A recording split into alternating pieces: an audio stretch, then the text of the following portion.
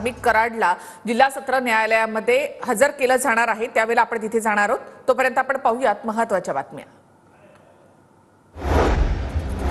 परेडच्या अनुषंगाने आज पुण्यामधील काही रस्ते बंद असतील। चंद्रमा चौक ते होळकर ब्रिज दरम्यानच्या मार्गावरील वाहतुकीमध्ये बदल। सेना दिवस संचलन परेडच्या निमित्तानं संरक्षण मंत्री राजनाथ सिंग उपस्थित राहणार आहेत।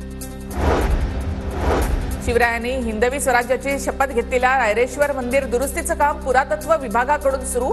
मंदिराच्या गाभाऱ्याचं काम सुरू असल्यामुळे हे मंदिर दर्शनासाठी 2 महिने बंद असेल।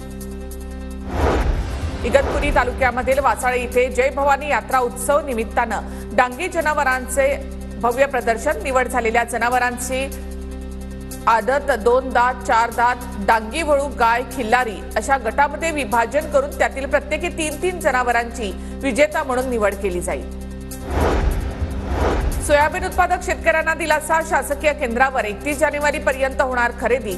निर्धारित वेळेमध्ये सोयाबीन आणण्याचं शेतकऱ्यांना आवाहन। जळगावमधील सराफ बाजारामध्ये चांदीचे दर 1800 तर सोन्याच्या भावात 300 रुपयांची घट।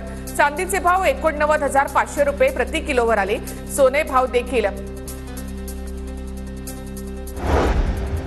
वर्ध्यामध्ये बॅटरी चोरी करणारी टोळी जेरबंद। 12 बॅटऱ्यांसह 92,000चा मुद्देमाल जप्त। स्थानिक गुन्हे शाखेच्या पथकाची कारवाई। जालना शहरामध्ये एका पेंटच्या दुकानामध्ये चोरी। दुकानावरील कामगारांनी चोरी केल्याचं उघड। 3 जण ताब्यात। 12,72,000चा मुद्देमाल जप्त।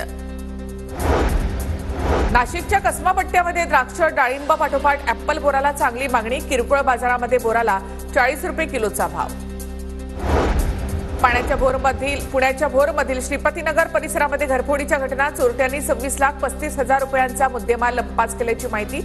चोरट्यांच्या विरोधामध्ये भोर पोलीस स्टेशनमध्ये गुन्हा दाखल।